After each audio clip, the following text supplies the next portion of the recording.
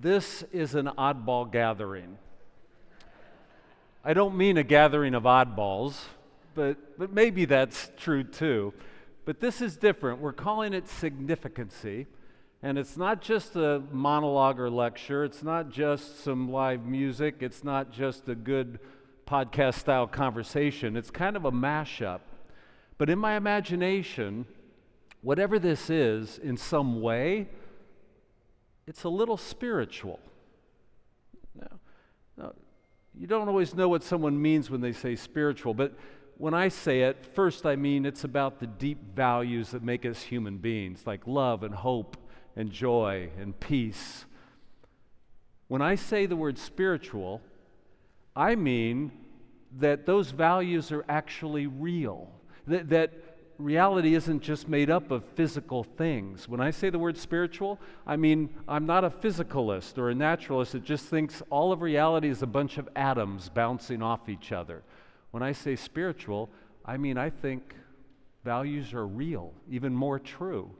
So the core witness of the Christian faith is that love isn't just real, it's the essence of reality itself.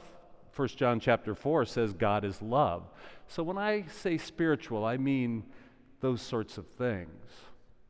But you have to watch out, because anytime someone uses the word spiritual, there can be a lot of bullshit.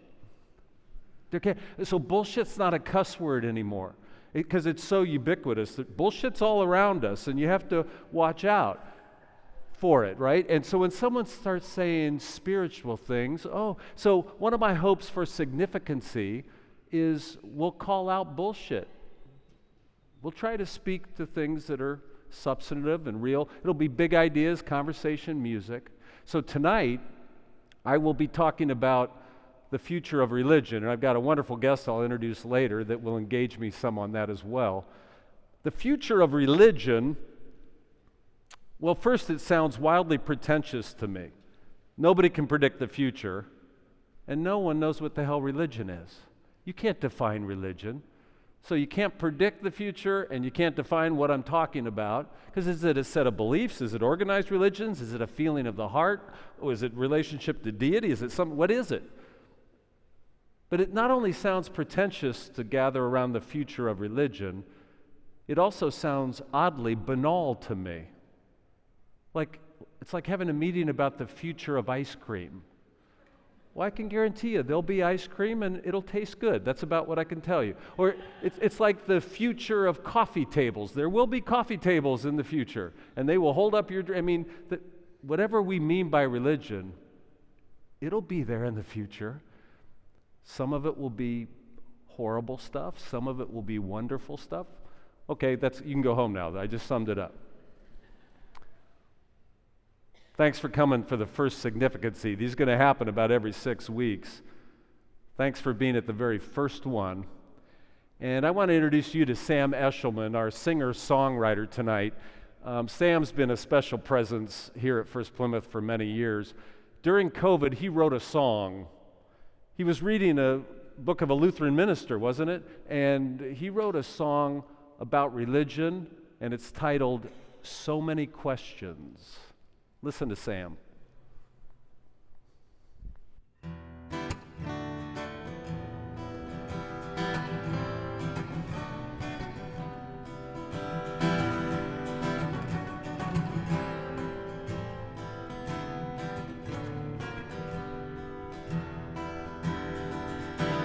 So many questions surround our faith, hoping the answers are there.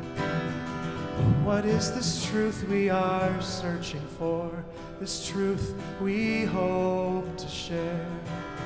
Should we question stories read from the word of the Lord? Should we feel beloved when we feel ignored? So many questions surround our faith, hoping the answers are there.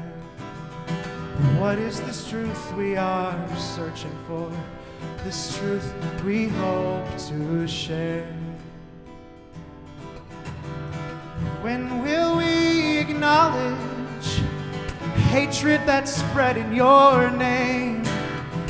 How can we move forward so we don't stay the same? So many questions surround our faith, hoping the answers are there. What is this truth we are searching for? This truth we hope to share.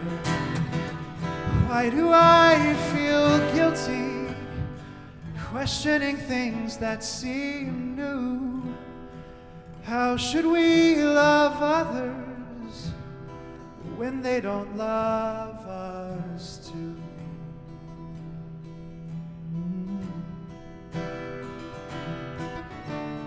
So many questions surround our faith, hoping the answers are there.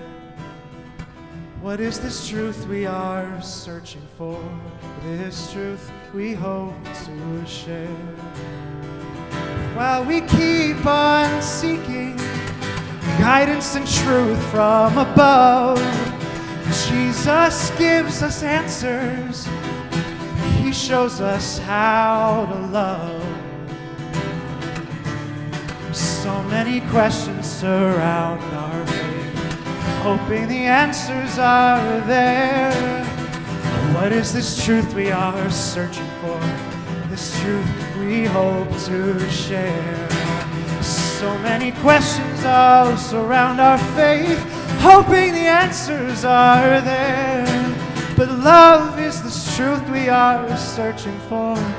This truth we hope to share.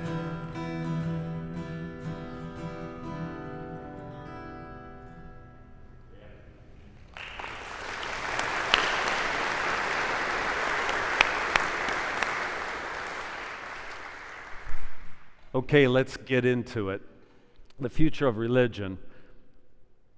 I'll start from a 30,000-foot level, and then I'll kind of narrow down to get to what I think the future of congregations are in America.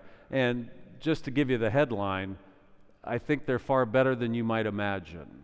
I think there's some really good stuff happening for the future, and it's happening right now. Okay, let's start at 30,000 feet. When I say the word religion, let's first think, okay, the world's largest religion by a long shot is Christianity. 2.4 billion people around the globe. The second largest religion in the world, by a long shot, it's the second largest religion in the world, Islam. At about 1.9 billion. Now, we just dropped 500 million, so there's still a difference, but Islam's growing quickly. Christianity's still growing. Now, I just said two religions, and that's half of all humanity on the planet, Christianity and Islam. So when you say the word religion, if you say it as a human being and we live on planet Earth, really mostly you're talking about Christianity or Islam. That's half of humanity.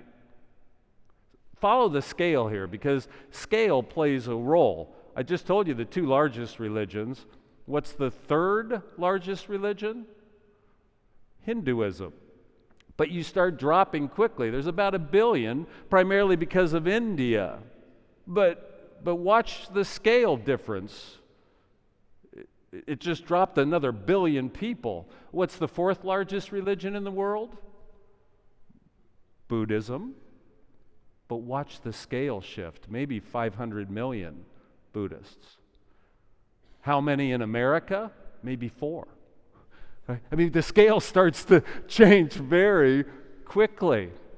And then you go into various folk religions and Confucianism and various other things. How many, I know you were waiting for Judaism, about how many Jews in the world? Maybe 15 million. Did you hear the scale difference? Well, scale matters. Interesting things going on in the world I won't be talking about tonight. There's a move to the southern hemispheric Christianity. Christianity is growing quickly in Africa and in Asian countries. So we're shifting from northern hemispheric to southern hemispheric. Fascinating stuff. I don't have time to go into it. The largest, most populous Christian country in the world is the the United States of America, but then you got Brazil, Southern Hemisphere, and Mexico. Nigeria is going to be the biggest one soon. A lot going on in the world, but let's come down into America. When you talk about religion in America, I always just say 3 numbers to get us talking. 3 numbers. That's all you'll have to track. 65, 30, and 5. That gives you a pretty good sense of American religion from a high level. 65, 30, and 5. 65. 65% of Americans will say they're Christian. Now, you'll hear in a moment some of the declinist narratives that say Christianity is shrinking fast. It was 70% of Americans 10 years ago, and that's a big change when you're talking in these macro numbers. But still, 65%, be tracking the massive scale of Christianity in America. You won't be able to hold it to mind. It's so huge. 65% of Americans. What's the 30 number? Oh, by the way, just to unpack that 65, when I say 65% Christian, 25% of that 65 is evangelical Protestant. 20% is Roman Catholic. About 12% is mainline Protestant. First-Plymouth is mainline Protestant. Be tracking the scale. Maybe 7% is historically black churches. Maybe 2% is Mormonism. Dr. Max can correct me on that or not. Were you following the scale? When you say the word Christian in America, by a large part, you're just talking evangelical Protestant or Roman Catholic. That's the lion's share when you say the word Christian. The type of Christians that First Plymouth is at is a pretty small substream at this point in terms of but because the scale is so big. Okay, 30. What's the number 30 mean? There are now 30% of Americans, if asked what religion they are, they will say none. None. 30%. That number's been getting all the attention. In fact, it's going to get a lot of my attention when I get to my thesis point here. But that 30%, that's been just ballooning over the last couple decades. It stayed steady most of the century at a low number, and now in the last 20 years, it's just been 30%. But it's a fascinating, diverse group.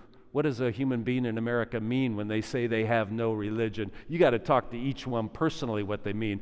Most of them still believe in God. A lot of that 30% still go to church, actually. So you have to ask them a lot of questions. What do they mean when they mean no religion? And 5. So I said 65, 30, 5's your last number. What do you think that is? 5? It's every other possible religion that's represented in America is just in 5%, 5 or 6%. Are you tracking the scale here? We talk about America being incredibly diverse. You'll hear religionists like me say, wow, it's such a... Actually, the problem will be it's not diverse enough if you want to have a problem. Only 5%, that's all the Hindus in America, all the Jews, all the Buddhists, all the pagan, all the Wiccan, all the, you name it, everything's in that 5 that's not Christian or no religion. That's stunning. So there's a problem when there's not much religious diversity. Have you ever been to a Hindu temple and poured coconut milk over a statue? I bet you haven't. Have you even been to a mosque at the call to prayer? Have you ever? Most Americans would have no sense of true religious diversity. I bet most of us here haven't been to Shabbat.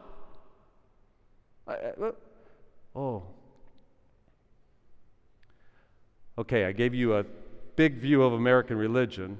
Now, I want to tell you that if you open up a newspaper virtually any day of the week, you will see these headlines about how fast people are moving away from Christianity or not going to church. So the numbers you'll hear is that going to church is way down, the amount of people that are members of a congregation is way down, that the amount of people that say they're Christian is way down. You'll see this declinist narrative, and I'm going to push against it a little bit. But first remember, the main push against it is the scale is so huge. It could go down at the same rate for decades upon decades. It's still a mammoth phenomenon. And I mean mammoth. Do you know how many churches there are in America? 350,000 churches in America. You can't even hold the mind. 350,000. There are 15,000 Starbucks. You can't hold this scale to mind. 350,000. There are 13,000 McDonald's. 350,000. They're everywhere. If you hear about church closings, well, you'd have to be closing way more churches every day to start hitting a big number against 350,000. 350,000 churches. There are 149,000 gas stations in America. But 350,000 churches. There are around 55,000 bars in America. But there are 350,000 churches. It's mammoth.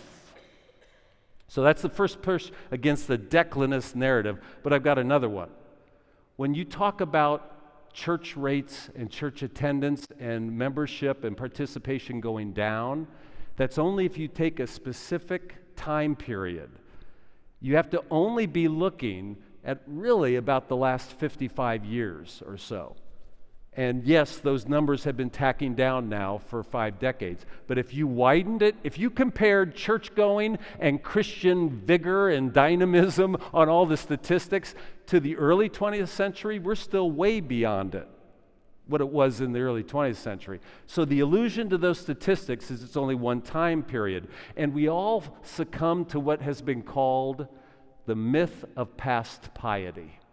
You think, most people do, that somehow back in the day, way back, people went to church a lot more than they do now. Well, if you take a large enough scale, that's exactly wrong. So follow me on a big scale. In the 1700s in America, only about 10% of people went to church. In the 1800s until the mid-1800s, only about 20% went to church. Now, for most of the recent decades, we've been tacking near 40, and it's been going down now. But now, we're still higher than it was in the 1800s. Then something happened, something that just juiced going to church. And I mean it jacked it up. What happened? 3 things. Central heating came online. Once you had central heating, right, you'll go to a building. What American's going to go to church before you have central heating? What are you going to drive? We're going to ride your horse 5 miles in the snow and sit in a cold building for church? Nobody went to church. What came online after that? Automobiles. Like I said, who's going to go to a church 5 miles away if you're doing it by horse or foot? Practically nobody did. You have in your imagination they all did. They didn't. Then air conditioning really jacked it up. So the church rates just got juiced by that stuff and some other things I can't go into describing it. But here we are now, and I'm going to state my thesis point. I believe that some of the core values of what we call liberal religion, I'm not using that word politically, I mean a form of religion that developed in America in the 1800s. The core values of liberal religion have actually won the day massively across our society. And those core liberal religious values have so won the day that most of that 30% still hold those values, which I will describe in a moment. So that in fact, what's happening is a massive win for the core values in liberal religion, but the behavior patterns are shifting, and what exactly church will look like in the future is unknown. But let me explain what these core values are. And I think this is awesome, by the way. Now, this is self-serving because they're my core values too. Okay? And so I'm basically just saying my values are winning the day, or values like First-Plymouth. So you should be wary. That could be one of those bullshit moments. So watch for it. Liberal religion began to develop in the early 1800s in America, primarily through thinkers like William Ellery Channing, Ralph Waldo Emerson, Horace Bushnell, all the way up into people like Martin Luther King or Paul Tillich, if you know those names and such. This liberal religion is characterized by a number of basic presumptions. Number one by a mile, is genuine Christianity does not have to be based on authority. that it can be a matter of an individual's heart. Genuine Christianity doesn't have to be based on authority moves like because doctrine says so or because some institution says so. Track that, because church is an institution. You can have a genuine Christianity without an authority structure or the Pope, that in fact genuine religion can be your own relationship with God or your own understanding of God and Jesus. So that's presuming that religion can be based on an individual's experience and reason. Oh, are you tracking this? Why are so many people not necessarily going to church but will describe themselves as spiritual or even those nuns won't write Christian in that box, but if you ask them, a lot of their values have been shaped by the Christian tradition. Well, right there you can see why those values in America, I think Americans do generally have some anti-institutional bias now or suspicious of institutions that look like they're making some power move over the individual. And we trust, as Ralph Waldo Emerson said, the sanctuary of the heart, that you have this vast interiority, that you can seek out your own truth, this liberal form of Christian religion that developed in the 1800s. Another aspect of it is that religion is not so much a set of beliefs but a way of life. Did you hear that? Not so much a set of doctrines, but a way of ethical living.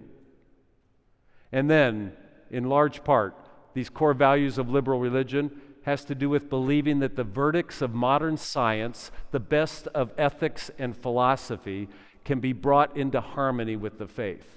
They can inform the faith. The faith isn't in a defensive posture. I would say these values have won out massively in American culture. I really believe that. And I call that an amazing win for what I call religion, those kind of deep values. So, what will be happening around church going? I think church itself might be evolving in some surprising ways. I think no one can predict the type of change because I believe, and this is where we're into our current moment, that no matter how much a person believes that you can seek out God and ultimate meaning within the recesses of your own interiority, your own heart, you can use your reason and your personal spiritual experiences. You don't necessarily need church, but human beings, we need community. We need a type of connection. We need, in some deep way, if we're going to flourish as a person, a sense of connection and some collective effervescence when we gather and something larger than our individual selves takes place. And that's a deeply salutary feeling for a human being, that it's not all about me, that there's more, there's a collective. Oh, I think community is going to matter more and more, in fact. You just came to church on a Thursday night at 7 p.m. I think that's astounding.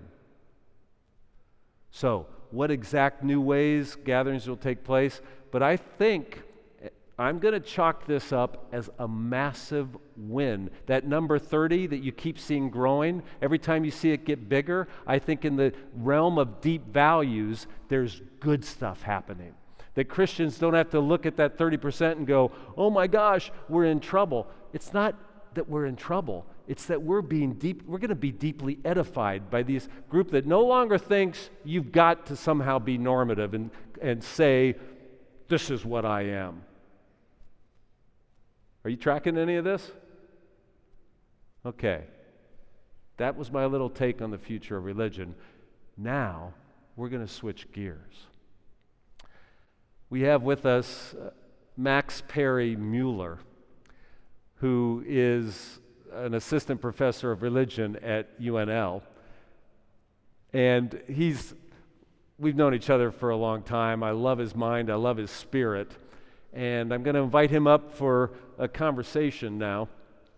By the way, I said Max Perry Mueller very carefully. What he might be able to describe more fully is there was a pretty renowned thinker, is that early 1900s? 1900s to the 20th century, yep. Named Max Mueller, that if you're into religion stuff, it might be confusing. So he makes sure he says, Perry, are you on? I'm not sure. Am I on? You good? Yes. Okay, Awesome. all right. Thank you. Thank you for having me. Welcome, Max. Thank you. So, yes, if we're going to enter into a conversation, in a moment I'll be asking Max about what his reaction was to some of my thoughts. But he also has a new book coming out, so I'm going to get to those two things. But first, I know you, but maybe a lot of these folks don't. Yes. So how about some bona fides? Sure. Tell me about, you're a professor of religion now. How did you get there? What kind of schooling? And why did you become a professor of religion? Sure. So I'll make one correction. Yeah. And my colleague and longtime assistant professor. Associate professor. Oh, thank you. Yes, that means I'm tenured, so they can't fire me just yet anymore. So yes, I was tenured, which means yes, I'm here for the long haul.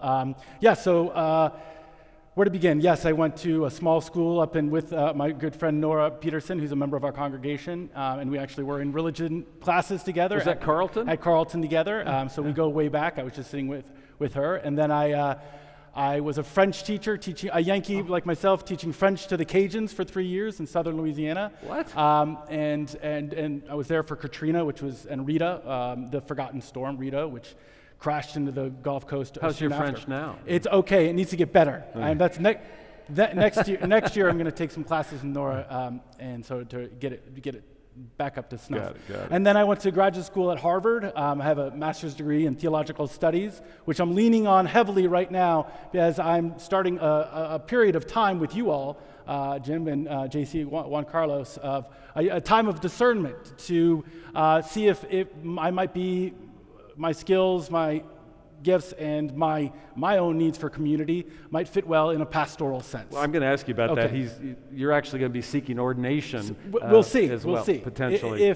But keep walking me through. So, yes. Master's at Harvard. And then, I stayed at Harvard for my PhD, and so my focus at Harvard and here at UNL, I study race and religion, mostly in the 19th century. I'm particularly interested how identities around race and religion have come into being in the American experience. And and mostly I study the American West, in part so I can go skiing in Utah, because I love skiing. And so, those archives in March or February are going to go bad if I don't get there. It happens to be the same time. Okay, let me back up a second. So when I lived in Boston, I Yes. did a little piece of my doctoral work at Harvard. So around Boston, you just dropped what's called the H-bomb. Yes, when I know, you I said Harvard. mentioned that you went to Harvard, Yes. right? So it's a mythic place. Is it all that or not? What was it? What was your experience? It's like a lot of places, like a lot of institutions that have its pluses and minuses. There's been a lot of talk about Harvard College, which is different than the place I went to. It's part of the same institution, but the Harvard College, especially the Harvard College man, has been getting a lot of side eye with the rise of people like Vivek Ramaswamy, who's very confident in his beliefs, whether or not who's a Harvard College graduate, very confident in his beliefs, but necessarily not always sharp on the facts. So it's not necessarily as intellectual a place as one would think. There's a lot of winners there.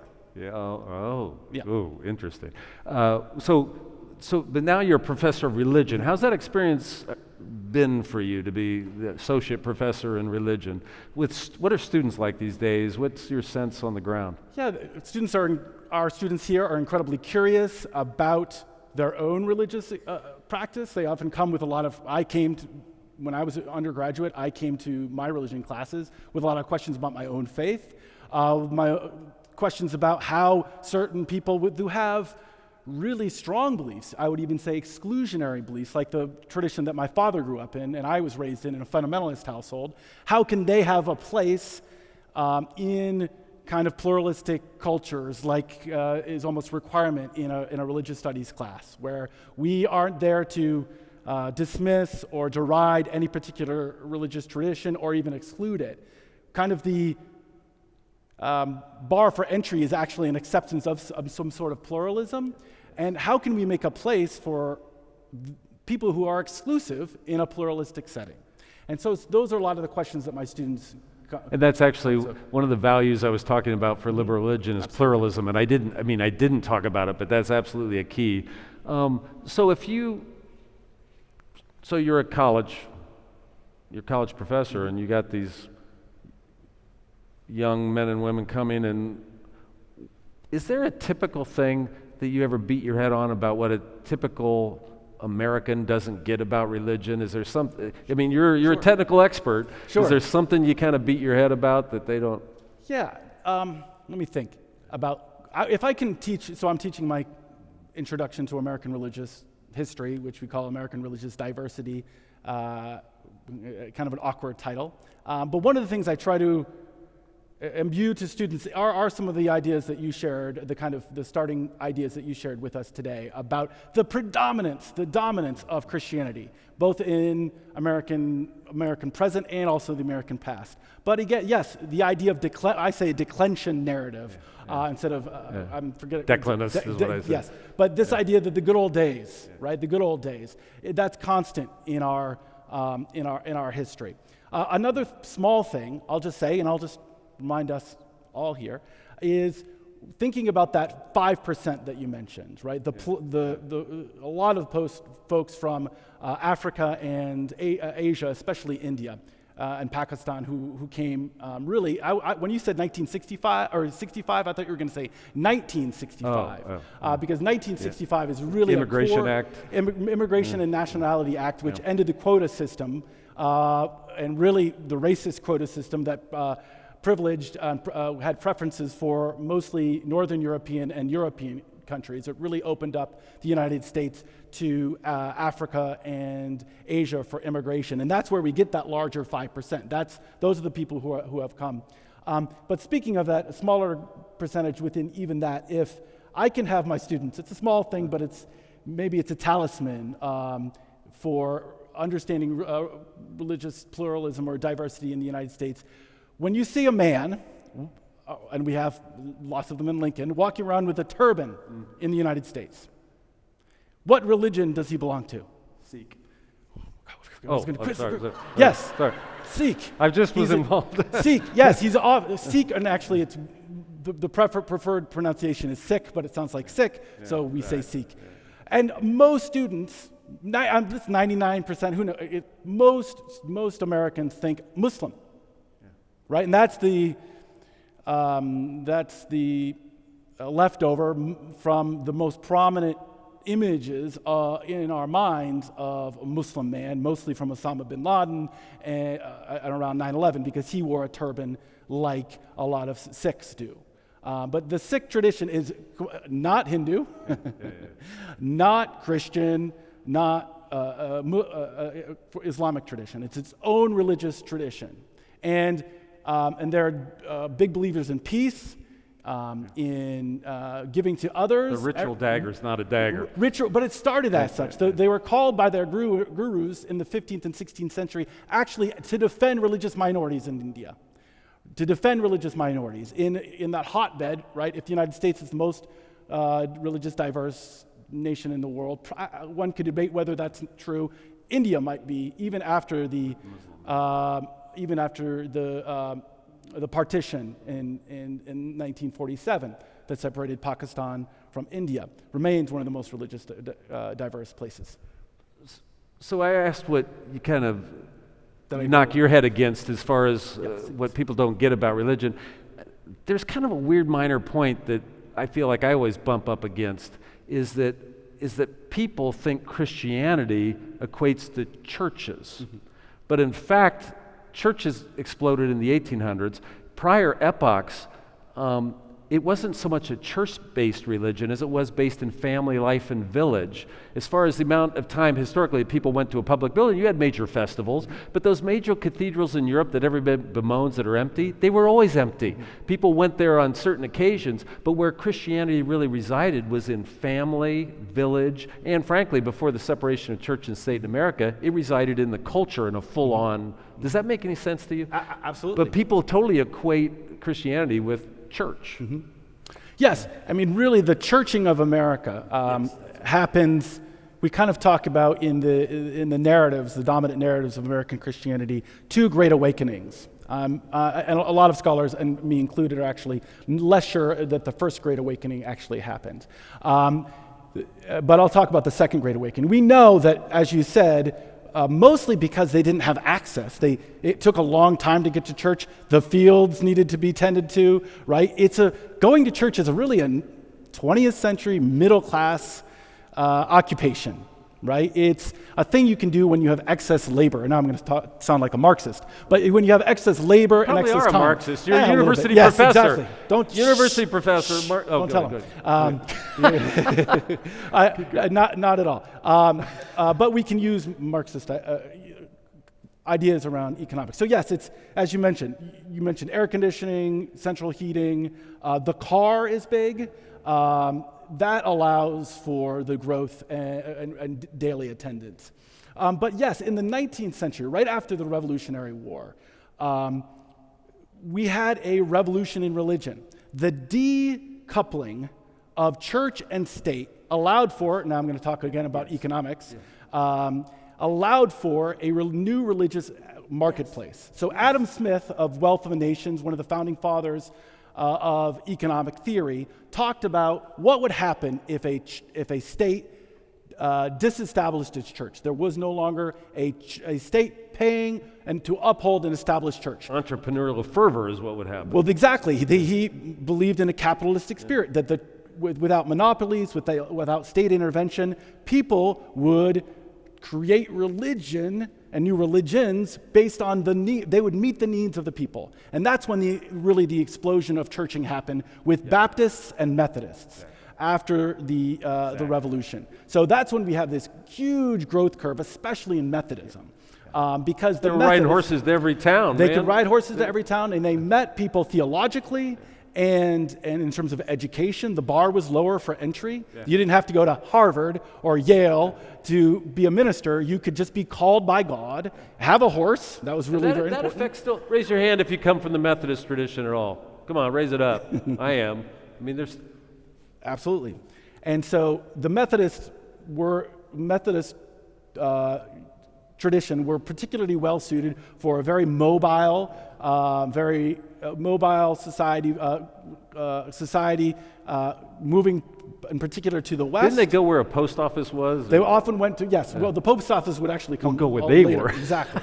But yes, a young man in a horse could make a lot of miles and bring a lot of people to Christ. Now, I'm going to want to get to your book because your book is fascinating. And wow, it brings up some interesting issues.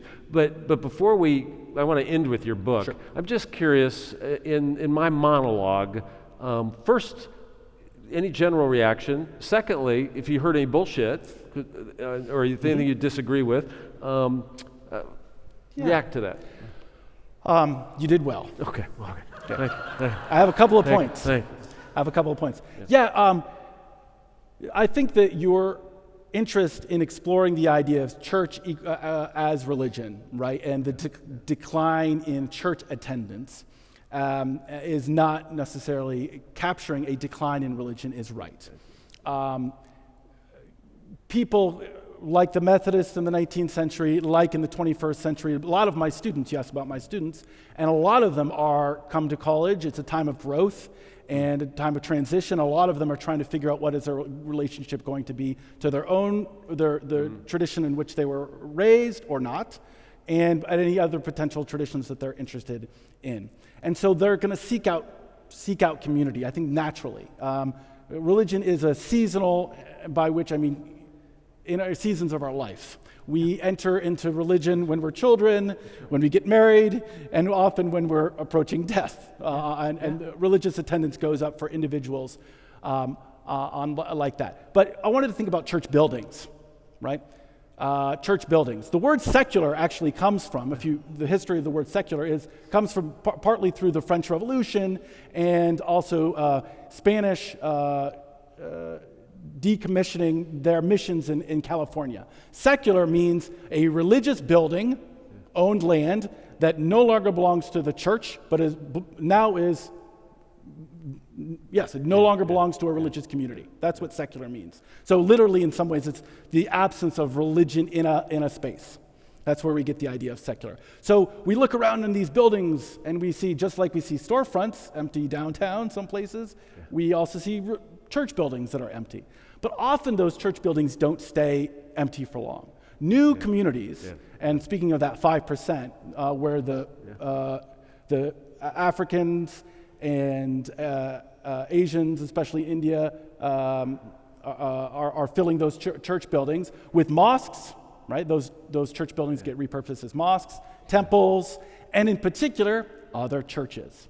The biggest growth area, the biggest change in post-1965 isn't with Hinduism, isn't with Islam, isn't with Sikhs. It's Christianity. Christianity is changing the browning and the Africanization and the Asification of churches in the United States. I would just grab a point there. Yeah.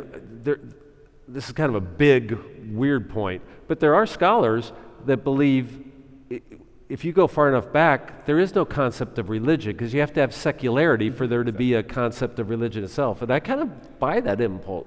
Absolutely. You have religion, the concept of religion is a modern idea. A modern idea, post-Enlightenment, really. Exactly. It's a space where, because religion was so infused in with life, the culture, that there wasn't a space outside of religion, right?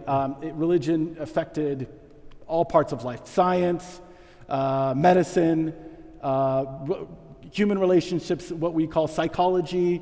All of that were infused with religion. It's only in the Enlightenment period and in the revolutions, the French and the American Revolution, that religion really gets separated from the rest of the state and demarcated as something other than. Yeah, I mean, it's not like outside. Buddhists called themselves Buddhist. And a lot of them still don't today. Yeah, and still, Yes. Yeah. Okay, thanks for that reaction, but you got to give a synopsis of what this book coming out about, a Native American leader that was part of winning the West in a very unusual way. Sure. Yeah. Yes, so I just submitted I was on sabbatical all last year writing this book. That's why I have my sabbatical bun here, my little sabbatical hair. That's a sabbatical bun? Yes, that's what I'm calling it. I grew my hair, because I just couldn't bother to go I wasn't going to class, and it's like, I'll grow my hair. Well, I still can. Anyway, it's coming for everybody except you, apparently. Jeez, jealous of those bangs. Okay, so yes, I'm writing. As I said, I like to go to Utah and spend time in Utah. And my first book was about the Church of Jesus Christ of Latter-day Saints and the early quote-unquote Mormon church. And that name comes and goes in favor of the church. Currently, it's not in favor, but anyway. And their conceptions of race, in particular their relationships to people of African descent, Native Americans, and white people, people of European background. And in that study, I came across a very interesting figure who was there in the 1840s. Kind of a hidden history. A hidden history. So this next book is about a man, and actually we don't know his name because it's been lost in some ways to history. His name was Wakera or Walker, and he was in the 1840s, before the Latter-day Saints got to Utah and helped settle it. He was the greatest horse thief. He was a Ute? He was a Ute, thank you, yes. He was a Ute, as in Utah, Ute tribe. He was the greatest horse thief in the West, the greatest slave trader in the West also. He would go to California every winter, speaking of missions in California, go to the former missions in California and the huge ranchos and steal horses by the thousands and bring them along the old Spanish Trail. On the way back to and from California, he would visit his kin, but who didn't have a horse, weren't equestrian, named the Paiutes, and he would enslave Paiutes to sell in California and in Santa Fe in New Mexico. So he was trading in horses and slaves, and really the slaves and the horses gave the horsepower and human power to the settling of the American West. When the Mormons moved in, he saw them as another great opportunity to sell his enslaved peoples to and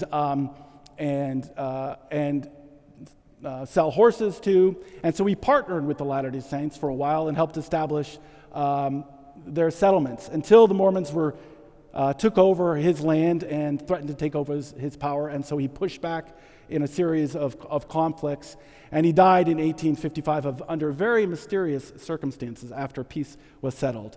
And so I'm working with his direct descendants now because his grave was robbed in the 1870s, and the remains of his grave are at the Smithsonian. So we're working on his repatriation. So really, it's about a founding father of the American West you've never heard of, because Native Americans don't fit into our mythology around the and also in our modern understanding of what we call colonialism, this is some complex narrative if it wasn't just white dudes. That's right. Yeah. So is your book going to get canceled? Or well, what? I hope not. I don't think so. Okay.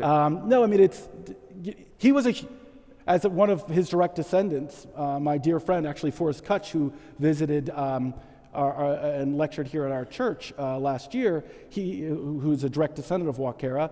Wakera was fully human, and we don't actually allow Native Americans in our history books to be fully human, and their full complexity. Either they're these horrible, bloodthirsty savages, or they're the noble savage, kind of a benighted figure who's like James Fenimore Cooper's Leather Stocking Tales, benighted figure who's destined to meet his demise. And instead, Native American figures like Wakera were fully human, complex figures who were really interested in developing their own power, their own empires, and protecting their own people. And yes, they participated in settler colonial systems to benefit themselves. We'll see how that all goes. So as we're coming to a close, I don't want to miss the chance to thank you. Sure. You were one of my son's favorite professors at UNL, and you were an important figure in his student life there. So, well, I had a great time working with your son, and I hear he's doing wonderful things. he's off and running. And that's wonderful. So now, folks, Max and I will be in the chapel for a little after party of just if someone feels like a little Q&A. We got a couple mics in there, and if you just feel like you want it, otherwise you could be heading off into the night. But we'll be in the chapel off to the left. You can go ahead and start working down that way, but we're going to do something. Go ahead. Yeah. Thank you so much. Oh yeah.